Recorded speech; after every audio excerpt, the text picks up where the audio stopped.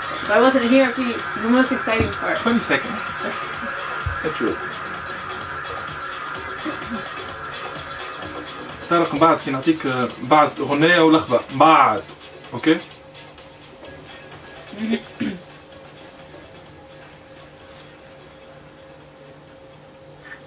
Welcome back, you're listening to Tunis International Radio, and we have with us here Mariem Masmoudi, who has nicely accepted our invitation. Welcome to RTCI, Mariem. Thank you for having me.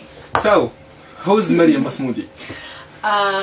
I was born and raised in the US, but both my parents are from Tunis, and so my brothers and sister and I come home to Tunis every year. And so, yeah, I'm 100% Tunisian and 100% American, and it's been not 50, an amazing... 50. No, I refuse to compromise either part. Why'd you refuse to compromise? I refuse. I want to be 100% of both. So when the revolution happened, 2011 has been a crazy year. So yeah, when the revolution happened, I was just as Tunisian. Oh yeah, absolutely. Who knows what's going to happen? But when the revolution happened, I wanted to be as Tunisian as anyone else. So I've been here for about a year, minus 2 months. So it is the first time you spent 1 year in Tunisia? Yeah, this is the first time that I came not in the summer. That I spent longer than 2 months or a month and a half. So it's been absolutely amazing. Tell us more about this experience here in Tunis. First, when did you come here? I came here at the end of January. Really? Because yeah, I started my last semester of undergraduate. I mean, not knowing that I was going to come to Tunis. The protests obviously had started, but I didn't, no one knew where they were going to lead. So there's no way I'm going to ask my parents to go to a country that could have turned, really badly. But after the revolution, after the 14th, I decided I really wanted to come. In the US, I have experiences in civil society organizations, in political campaigns, in organizing for even the tiniest activities. And I wanted to offer that experience to my fellow Tunisians, and I really felt like I could contribute that way. So when I first came, there weren't any concrete plans. I just really wanted to give what I could and work however I could. And what have you done so far? So things started happening really quickly after I arrived. So I got in touch with some other young people. I found out that through a friend that there were other Tunisian students also coming back after the revolution from all over the world. So I got in touch with them. I didn't know them before, and so we started, in the beginning, the first thing that I did was we co-founded this organization called SAWTY, SAWTY Tunis. And that happened like maybe first week of November, and so that's what I did for the vast majority of 8 months, from January till August.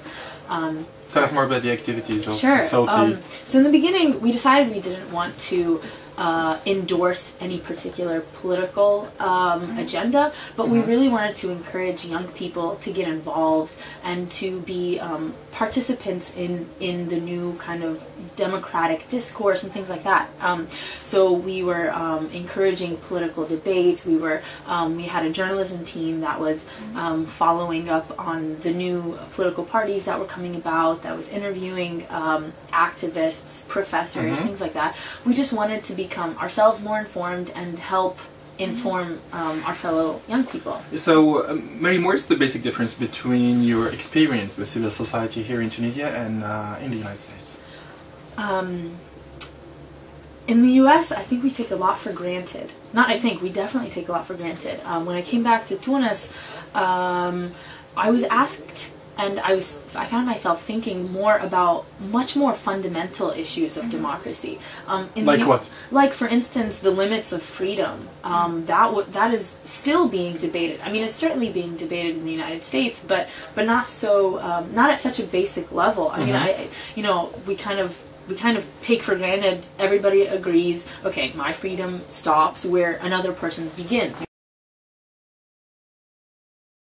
I think it really helped me. Mariem, we will talk about your experience here in Tunisia with SAWTY, with political parties, and your future plans. But let's talk about the past. Let's talk about primary school, about high school in the US, the Tunisian lady in the United States. Tell us more about this experience. Sure. First, did you have Tunisian friends? No. I still don't really have Tunisian friends my age. I didn't really have any Muslim or Arab friends growing up. Not very many. I mean, unless, you know, at the mosque, you know, obviously there were some people, but the vast majority of Muslims in the U.S. are not Arabs, and so. Were you based in D.C.? I lived in D.C. for a while. I was born in Boston, and we moved around, and we lived in D.C. In Southern Maryland for about 6 years, and then my family and I have been in North Carolina for the past almost 12 years. So we moved around a lot, but I didn't really have it through primary school up until high school. A lot of my friends were from all over the world. So white Anglo-Saxon Americans to Indians, and everyone in between. When I got to college is when I really started to reach out and get in contact with more Arabs from all over the world. But still, there just aren't very many Tunisians. Yeah. Definitely not in North Carolina. The first Tunisian that I met my age, she's only half Tunisian. And I mean, we've become... What do you mean half Tunisian? Her mother or father? Her mother is Tunisian and her father is Egyptian. But she's doing a really good job of two revolutions. Yeah, exactly. Oh my gosh, yeah, absolutely. She was definitely torn. This was a tough year for everybody, but certainly for her, yeah. So that's me. How did you manage to learn Arabic and also French? It was hard, and it was totally my parents. They made sure that my siblings and I'm the oldest of 4 children, so I have 2 brothers and a sister. Tabarakallah, as you say. Tabarakallah. So we speak Tunisian at home. You eat Tunisian at home? We eat Tunisian at home, and it's difficult, and I think that's really important. Like I said, not only do I not have very many Arab friends, but from those Arab friends, there's half a Tunisian. So it's really important that we spoke, you know, Tunisi at home. First, did you afford to go back home every summer? Yeah, we did. My parents, they thought it was really, really important, and I'm glad that they did, because it really, not only did it help with our language, but knowing our culture, knowing our families, you know, knowing our history, our religion. I mean, it really helped us be, I think, better people. So I'm really happy that we got to do that. That was definitely a crucial component of my childhood growing up. And so yeah, we still do that. But we definitely speak Arabic at home. We took French, my siblings and I, in middle school and high school. So that's how we got French.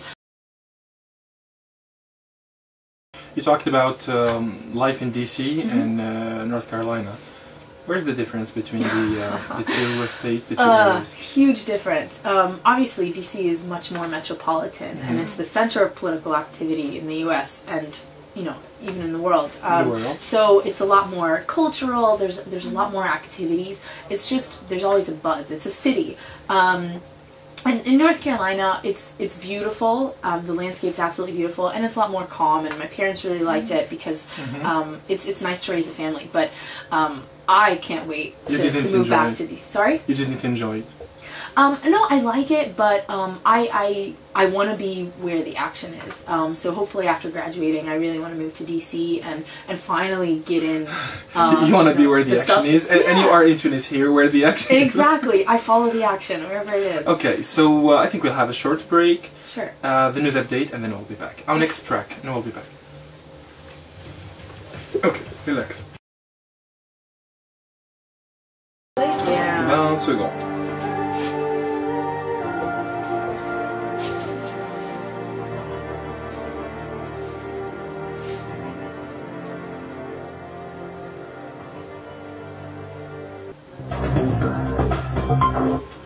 Iran's parliament approved a draft bill on Sunday to reduce diplomatic and economic relations with Britain after London increased sanctions on Tehran over its nuclear program, the official Iranian news agency reported. The Moroccan government confirmed Saturday that the Islamist-rooted Justice and Development Party had won biggest share of seats in parliament.